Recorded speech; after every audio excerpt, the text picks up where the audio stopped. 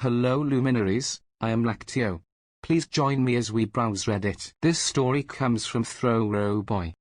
So for context, we are college students. I am 21 female and he's 21 male who met freshman year. We're juniors now, through mutual friends, and have been acquaintances until this January, when we were in a discussion section for a class together and started talking more.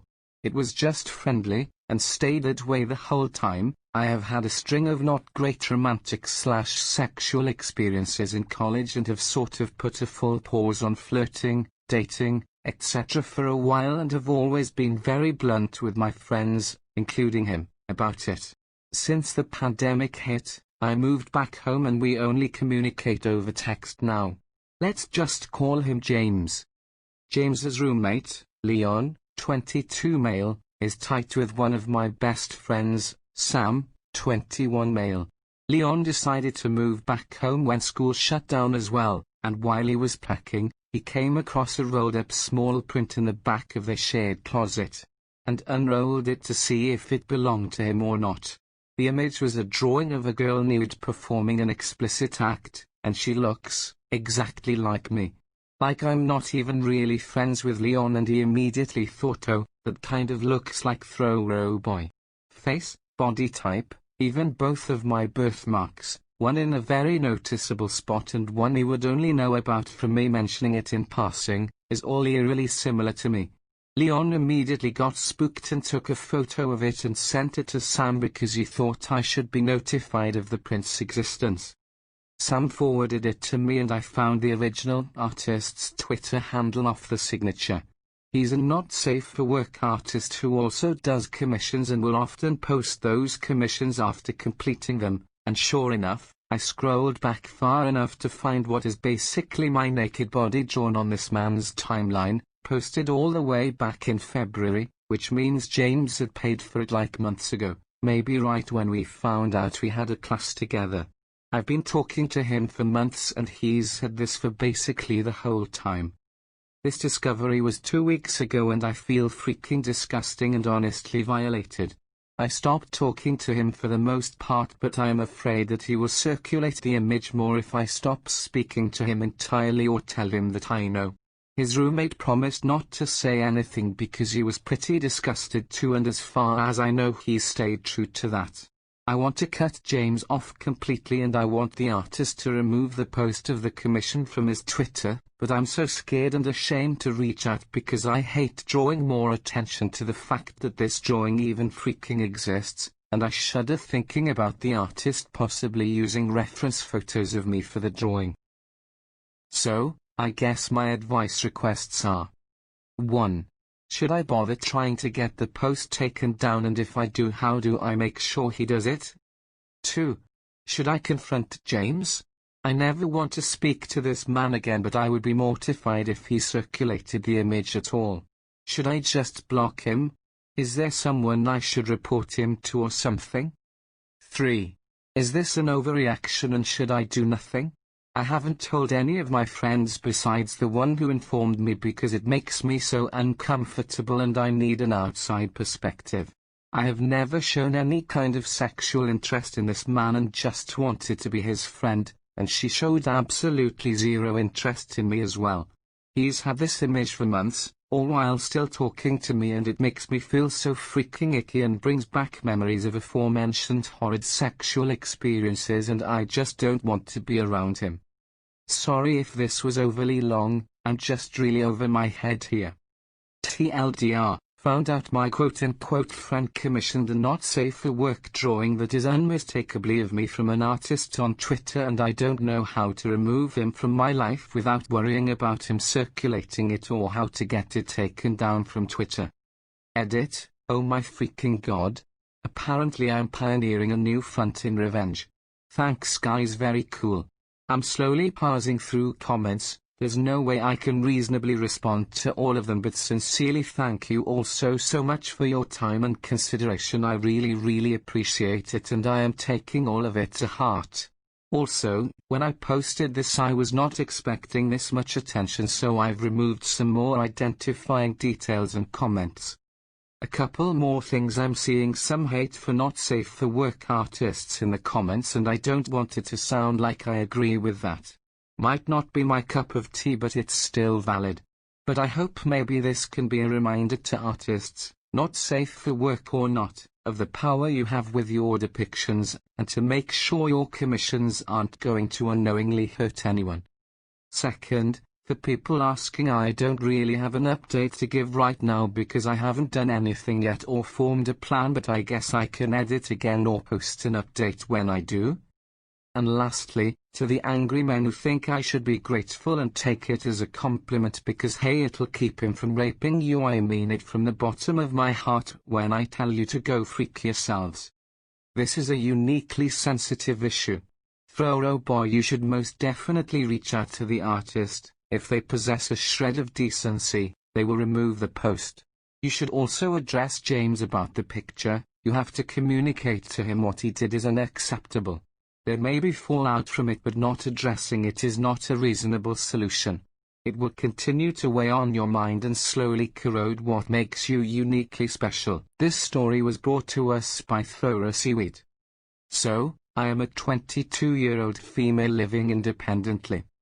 Before I get into it, I just want to give a bit of backstory.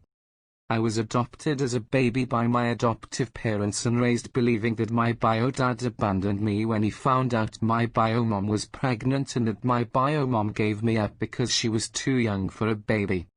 I had a hard childhood as my parents never wanted to discuss my adoption and would get very uncomfortable if I brought it up, and sometimes very angry and start shouting if I talked about finding out more about my biological family, and would always say things like, "Aren't we enough? They abandoned you when we raised you."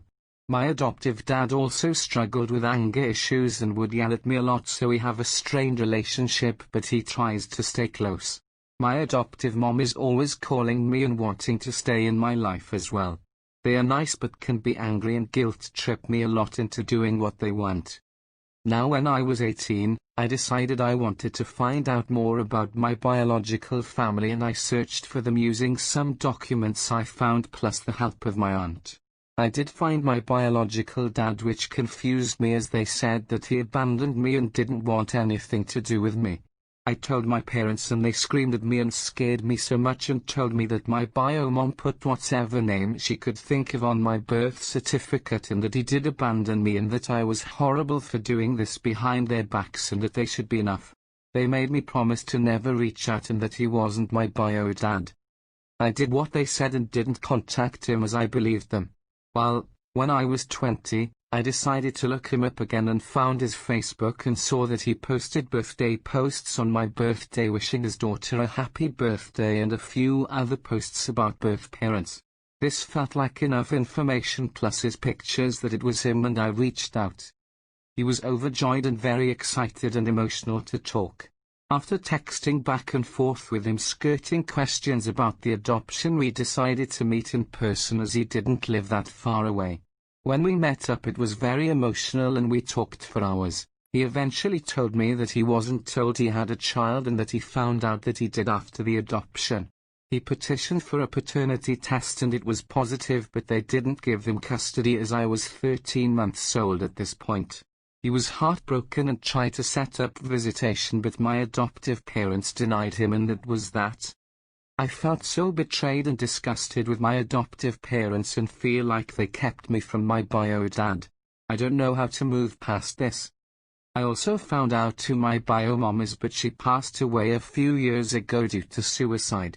My bio dad said that she was forced into the adoption by her parents and that she would have loved to meet me.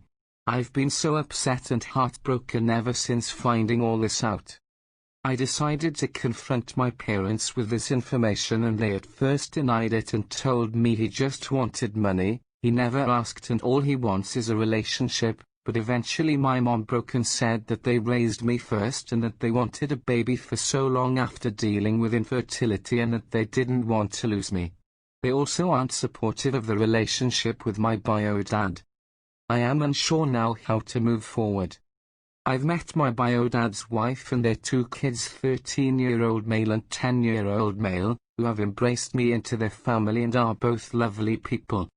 My adoptive parents are constantly calling and leaving either rude messages or guilting me and making me feel bad for doing this. I don't know what to do. I can't get over all these feelings of being taken and kidnapped and denied a relationship with my bio dad. My extended adoptive family have reached out to me to call me names and tell me what a horrible person I am as well. This is such a nuanced situation. I can understand your adoptive parents' desire to keep you in the dark. They did this because of fear. They did not want to lose the child they had finally received. That said, your feeling as though you were abducted is also valid. They lied and manipulated for so long and so thoroughly. It will be hard for either of you to begin to rebuild your relationship. I implore you to try to mend it though. They acted out of love and love can be very selfish. This story is brought to us by Rando. Simply put, my cousin ran off with my partner of many years. She hid it at first but came clean one unforgettable evening and was shocked when I didn't play ball with the idea. She filled me in on how I didn't really have a future with him anyway, so I should be cool with everything, yay? She was right, he and I definitely had no future as anything. She had a shot at happiness, so I should support her. I trusted these two people with my deepest secrets, hopes, dreams, troubles, and fears, and are of the few I really let in. If you ever ask yourself why some folks have difficulty opening up, let this be an example. Him? Well, I've never fallen out of love so fast, and good riddance. I miss our deep conversations and camaraderie, but that man doesn't exist for me any longer. He wanted to be friends, but who is he trying to kid? The man I knew and was so madly in love with is dead, and my heart will take years to recover from the loss. He was my best friend. That book is closed and he has thankfully given up. But her? She doesn't seem to understand the severity of this. I begged and cried and threw myself at her mercy, not a thing I'd do for anyone. I toss 100 men at her if she just walked away from this one. I didn't play the pick-me dance with him, I played it with her, and she chose some dude she'd known maybe a month over her cousin and lifelong friend. She wants us all to be close and go on hikes together and sing Kumbaya like they both didn't just rip my heart out of my chest. They both tried so hard to convince me to get over it, and would you believe it, it actually worked. I'm over it. I'm over them. I'm over this circus. I want to be as far away from these people as I can possibly be. I've blocked everything, but months later, still see little emails or messages pop up in other places. I've told them multiple times to kick rocks in no uncertain terms, lose my number, pretend I'm dead, don't call, text, email, IM, DM, smoke signal, nor send a crow. Go away. Forgive me, but it's infuriating that we are still dealing with this. Be bopping along, having a good day, and then boom, another little message pops up.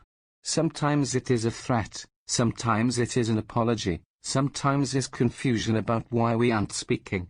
She knows these messages hurt to receive, yet she keeps sending. It's obvious she doesn't want me to feel better, she wants me to make her feel better. Ghosting her doesn't seem to work. So here is where I need your help. I have to see these selfish blast holes at Thanksgiving because, well, she is my cousin. I got to watch them make out in front of me on the night they dropped the bomb, the unmitigated audacity, am I right?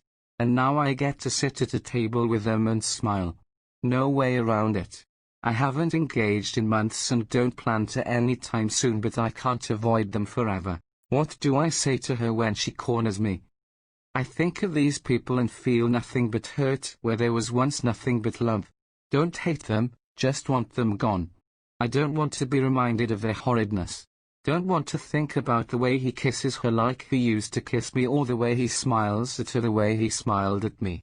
It took an excruciating amount of time to get those images out of my head, and I really don't want to go back. How do I get it through to her that what she did was really bad and she needs to step away from me for good? How do I not scream at her?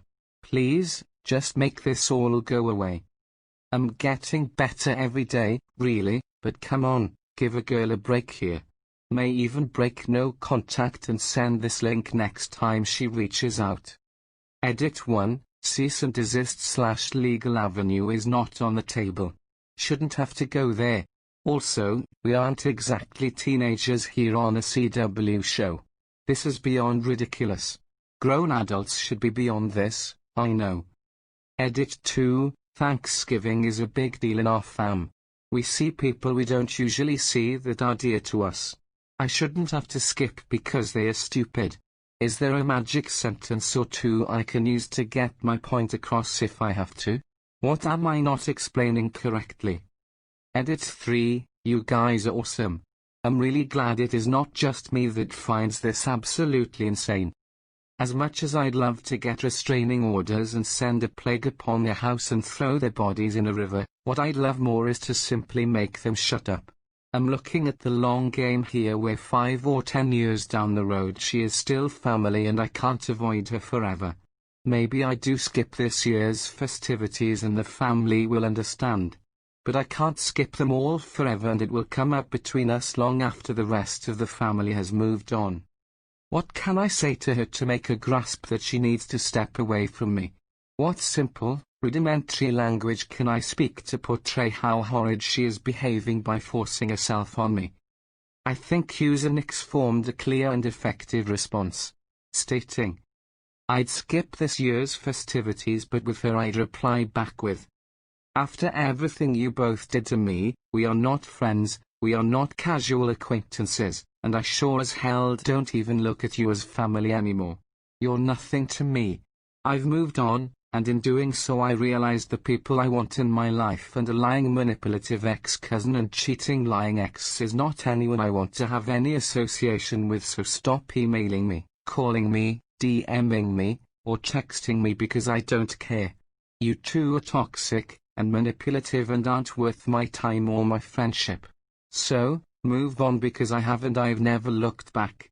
So, when you both see me at family get-togethers, don't talk to me, don't try and hug me, don't acknowledge me, better yet don't even look at me because from the moment you guys betrayed me you both ceased to exist in my eyes. Thank you for listening, luminaries. Kindly like and subscribe if you enjoyed. Lastly, please indulge me by pondering this quote, be careful when deciding someone is your enemy, as an enemy made is a friend forfeited. Until next time, luminaries.